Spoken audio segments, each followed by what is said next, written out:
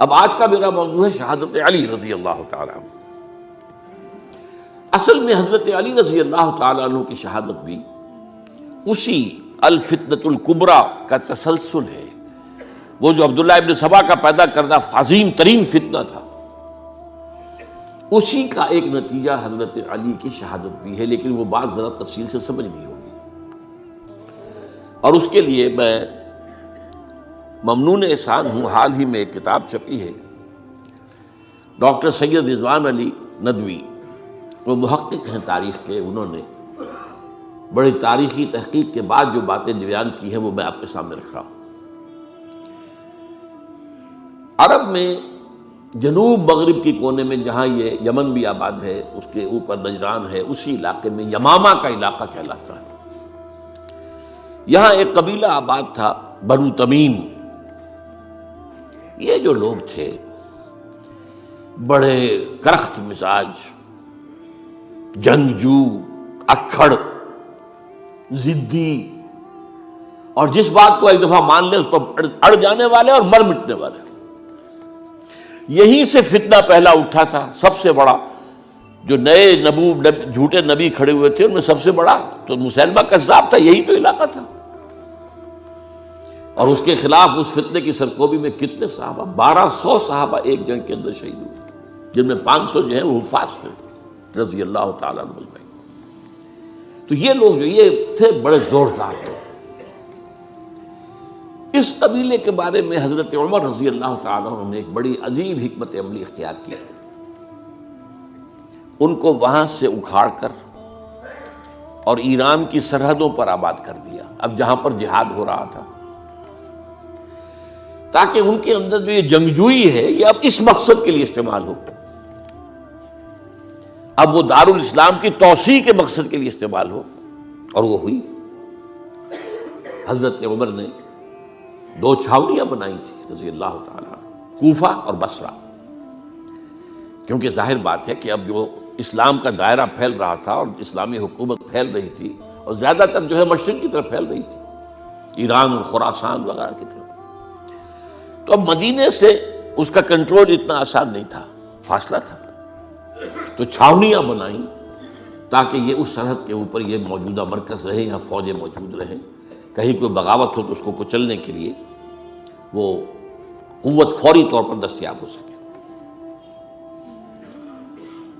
یہ لوگ ہیں کہ جو عبداللہ ابن سبا کی فتنے سے سب سے زیادہ متاثر ہوئے۔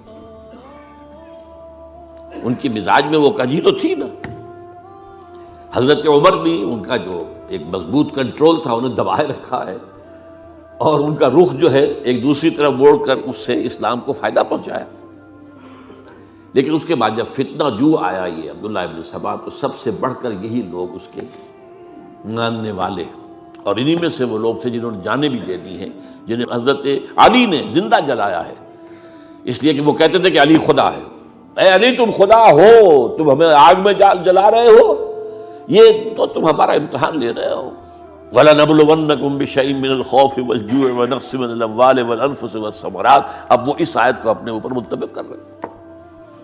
تو یہ جو کرخت لوگ تھے، انہوں نے در حقیقت جو ہے عبداللہ ابن سبا کے کردار میں سب سے بڑا رول پلے کیا، اور انہی کے ہاتھوں حضرت عثمان شہید ہوئے رضی اللہ تعالیٰ۔ اور اس کے بعد انہوں نے حضرت علی رضی اللہ تعالیٰ عنہ کو اپنے گھیرے میں لے لیا، کیونکہ انہی کی کثیر تعداد موجود تھی مدینے میں جب حضرت عثمان شہید ہوئے۔ اس کے بعد اب ظاہر بات ہے کہ کوئی نہ کوئی تو خلیفہ ہونا چاہیے تھا۔ حضرت طلحہ سے کہا گیا، انہوں نے معذرت کر لی، حضرت زبیر سے کہا گیا، انہوں نے معذرت کر لی۔ اب ظاہر بات ہے کہ حضرت علی آخر امت کو چھوڑا تو نہیں جا سکتا تھا بغیر امام کے، انہوں نے قبول کر لی، اگرچہ حضرت حسن روکتے رہے کہ ابا جان یہ ان لوگوں کی بیعت جو ہے آپ قبول نہ کیجیے۔ حضرت حسن تو ان میں سے ہیں جو حضرت عثمان کے دروازے پر کھڑے تھے پہرے دار کی حیثیت سے، حسن اور حسین رضی اللہ تعالیٰ عنہ، انہیں تو معلوم تھا فتنہ جو کون لوگ ہیں۔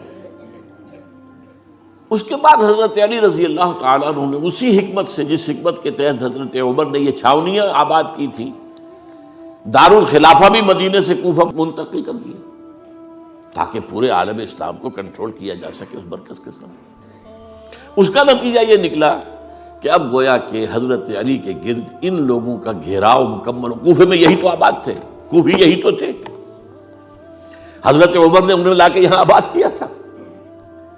جب حضرت علی نے کوفے کو اپنا دارالخلافہ قرار دیا تو گویا کہ ان کا پھر عمل دخل بہت بڑھ گیا۔ ایک طریقے سے یوں کہا جا سکتا ہے کہ انہوں نے اب حضرت علی رضی اللہ تعالیٰ عنہ کو اپنے محاصرے میں لے لیا۔ چنانچہ جنگ جمل کے موقع پر یہ ہوا ہے کہ صلح ہو گئی تھی، حضرت عائشہ رضی اللہ تعالیٰ عنہ کے جو نمائندے تھے اور ادھر سے حضرت علی، صلح ہو گئی تھی، طے ہو گیا تھا کہ ہاں قاتلین عثمان کو جو ہے ان کو سزا دی جائے گی، قصاص لیا جائے گا حضرت عثمان کی قتل کا۔ لیکن ان لوگوں نے 10,000 آدمی کھڑے ہو گئے کوفے کے اندر، ہم سب قاتل ہیں عثمان کے، لو قصاص ان سے اگر لے سکتے ہو، جس کے نتیجے میں اور انہوں نے جنگ شروع کر دی۔ اور جب جنگ شروع ہو جائے تو پھر اس کے بعد تو کوئی نہیں دیکھ سکتا کیوں شروع ہوئی، کیسے شروع ہوئی، کس نے شروع کی۔ اب تو یا مارو یا مرو، دو ہی باتیں ہوتی۔ 10,000 مسلمان ایک رات میں شہید ہوئے جنگ جمل میں۔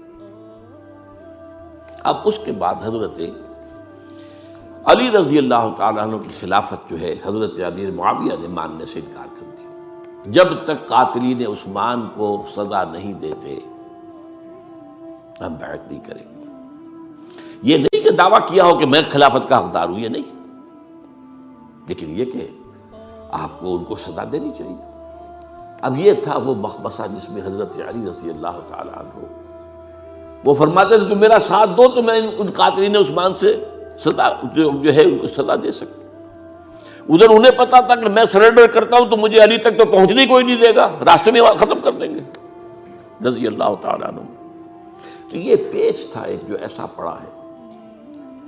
اب اس میں جب حضرت معاویہ اور حضرت علی کے مابین فیصلہ کن جنگ ہوئی، جنگ صفین جسے کہتے ہیں، جس میں 70,000 مسلمان ایک دوسرے کی تلواروں، تیروں، نیزوں سے قتل ہوئے۔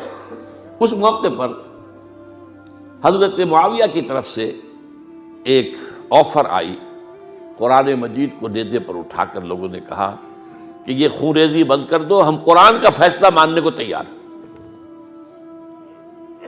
حضرت علی دیکھ رہے تھے کہ یہ اصل میں میری فتح کو شکست سے بدلنے کا پروگرام ہے، تقریباً فتح میری ہو چکی ہے، لیکن یہ جو طبقہ تھا یہ انہوں نے کہا نہیں بڑی ٹھیک بات کہہ رہے ہیں، وہ مانیے ان کی بات، جنگ بند کی۔ انہوں نے ہی یہی لوگ تھے جنہوں نے مجبور کیا حضرت علی کو کہ وہ تحکیم پر رضامند ہو جائے۔ اس کے بعد تحکیم میں جو معاملہ ہوا، حضرت علی حضرت عبداللہ ابن عباس کو اپنی طرف سے حکم بنانا چاہتے تھے، یہ اڑ گئے نہیں۔ یہ اڑ جانے والے لوگ، اور یہی اصل قوت تھے، وہاں ساری طاقت تو انہیں کی تھی۔ تو انہوں نے ابو موسیٰ اشعری کو اپنی طرف سے مقرر، وہ بہت نرم خو آدمی تھے، انہیں بناؤ۔ بہرحال جو بھی بات طے ہوئی، اب تاریخ کی روایتوں میں اختلاف ہو سکتا ہے، کہا یہ جاتا ہے کہ طے تو یہ ہوا تھا حکمین کے مابین، ادھر سے ابو موسیٰ اشعری، ادھر سے عمرو بن العاص رضی اللہ تعالی عنہما، کہ آپ اپنے جو کلائنٹ ہیں حضرت علی آپ انہیں معزول کر دیجئے، میں معاویہ کو معزول کر دیتا ہوں، پھر جو ہے مسلمان فیصلہ کر لیں کسی اور کی عمارت۔ انہوں نے کھڑے ہو کے کہہ دیا میں علی کو معزول کرتا ہوں، اور عمرو بن العاص نے کہا کہ میں معاویہ کو قائم کرتا ہوں۔ اب یہ ہے روایت، واللہ عالم اس میں کتنا سچ ہے کتنا جھوٹ ہے، میں کوئی مورخ نہیں ہوں، میں کوئی تاریخ کا محقق نہیں ہوں۔